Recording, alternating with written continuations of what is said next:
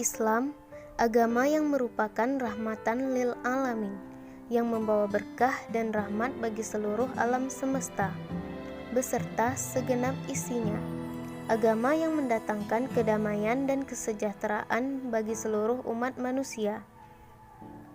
Ini tergambarkan secara jelas di Indonesia, di mana penyebaran agama Islam dilakukan secara damai, antara lain oleh pedagang Gujarat melalui media perdagangan ataupun pernikahan antara kaum pribumi dan pendatang. Awalnya, pembelajaran agama Islam dilaksanakan secara informal di surau-surau.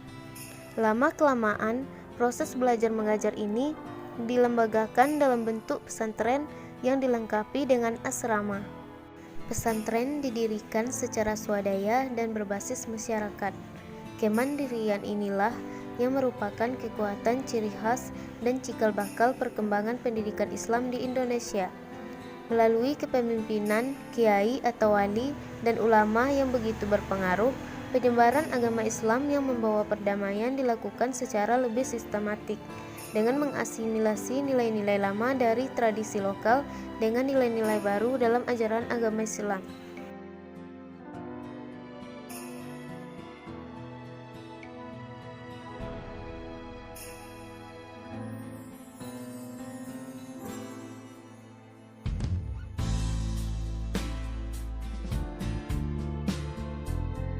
Asimilasi nilai-nilai Islam dengan nilai-nilai tradisional lokal yang ada di masyarakat inilah yang menyebabkan Islam mudah diterima dan berkembang pesat ke seluruh Jawa dan pulau-pulau lainnya di Indonesia.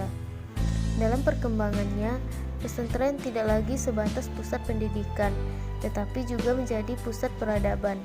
Nilai-nilai keagamaan dan bermasyarakat menyebar melalui jaringan santrinya ke berbagai penjuru daerah pulau-pulau lain di luar Jawa dan bahkan hingga ke luar negeri. Untuk menjaga kemandirian, pesantren mengembangkan berbagai unit usaha yang dilengkapi program keterampilan untuk memberdayakan masyarakat sekitar.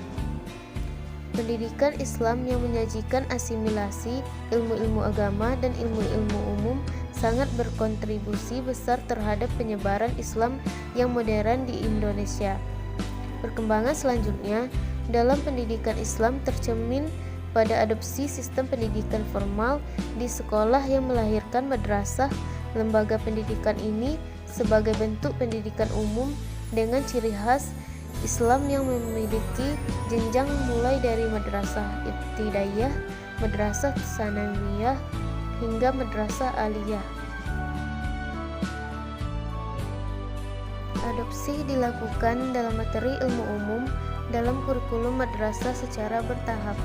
Di samping tetap menyelenggarakan program pendidikan keagamaan Islam dalam bentuk diniyah, pesantren juga menyelenggarakan madrasah yang disetarakan dengan sekolah umum. Berbagai bentuk penguatan pun yang diberikan untuk meningkatkan kapasitas lembaga dan kualitas pembelajaran santrinya. Salah satunya adalah perumusan program-program prioritas bagi pesantren dan pemberian beasiswa bagi santri untuk dapat melanjutkan pendidikannya ke guruan tinggi keagamaan Islam negeri di seluruh Indonesia.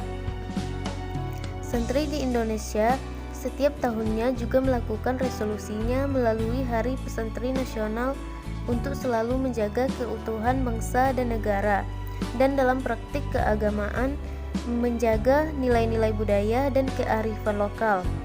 Pentingnya pendidikan agama Islam pun tidak luput dari perhatian pemerintah. Pada tahun 1952, pendidikan agama Islam dimasukkan dalam mata pelajaran pilihan. Dan pada tahun 1968, pendidikan agama menjadi mata pelajaran wajib dan tolak ukur kelulusan.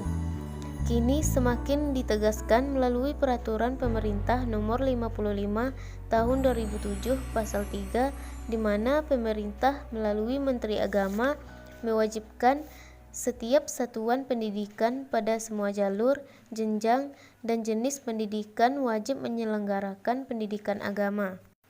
Pada jenjang pendidikan tinggi, pendidikan Islam diselenggarakan dalam 2 jalur, yang saling melengkapi, yaitu Mahat Ali di dalam pesantren dan IAIN dan UIN di luar pesantren. Sementara Mahat Ali berkonsentrasi pada ilmu-ilmu keagamaan dan dakwah, IAIN dan UIN menggabungkan ilmu-ilmu umum dan ilmu-ilmu agama Islam. Keseluruhan komponen pendidikan Islam dalam berbagai jenjang menjadi bagian yang terintegrasi dalam sistem pendidikan nasional dengan terbitnya Undang-Undang Nomor 20 Tahun 2003 tentang Sistem Pendidikan Nasional.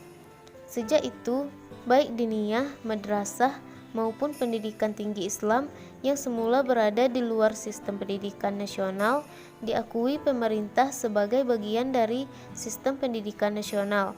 Saat ini, struktur subsistem pendidikan Islam menjadi kompleks dan besar, baik jenjang dan jenis pendidikan, jumlah lembaga maupun peserta didik yang dilayani menjadi semakin banyak. Pendidikan Islam juga memiliki keunggulan komparatif pada masing-masing jenisnya, melalui diversifikasi konsentrasi madrasah yaitu sains, vokasi, keagamaan, dan madrasah reguler. Berbagai keunggulan pun berhasil dicapai. Kini, siswa madrasah sudah mampu bersaing dengan sekolah umum dan meraih prestasi di bidang akademik.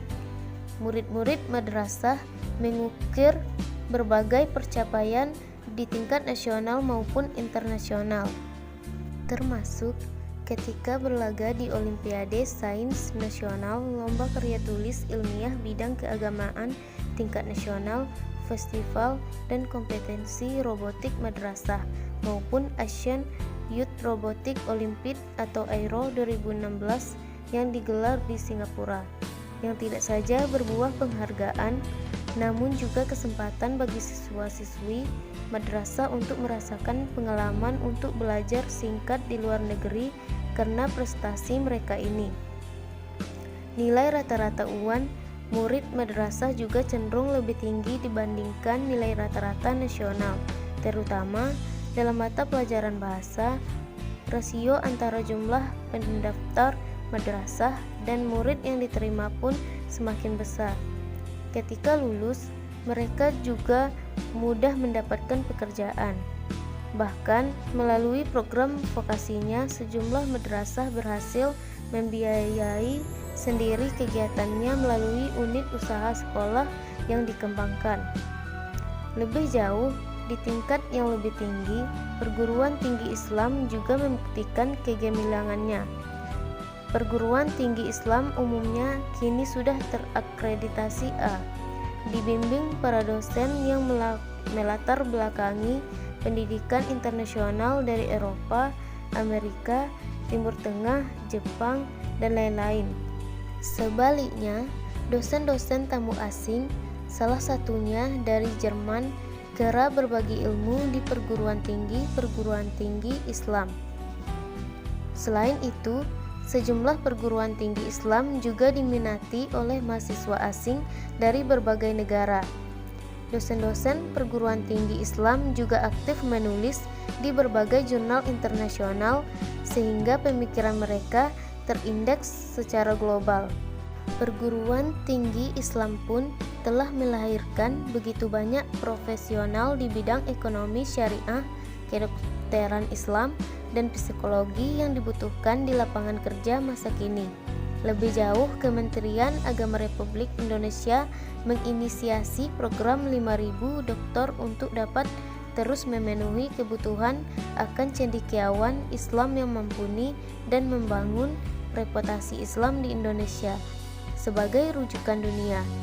Indonesia juga selalu aktif berpartisipasi dan bahkan menjadi tuan rumah dari AICIS, sebuah konferensi internasional tingkat tinggi yang melibatkan ahli dan cendekiawan muslim dan non-muslim, antara lain dari Amerika, Inggris, Australia, Prancis, dan Jerman, untuk membahas persoalan-persoalan sosial budaya berbasis studi dunia Islam.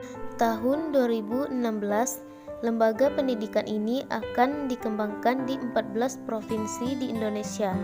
Di sisi lain, reformasi pendidikan agama Islam di sekolah dalam isi dan metode pembelajaran dengan pembelajaran agama Islam rahmatan lil alamin telah membantu menanamkan nilai-nilai budaya damai seperti toleransi, demokrasi, dan multikultural, serta membantu menangkal penyebaran paham radikal di sekolah.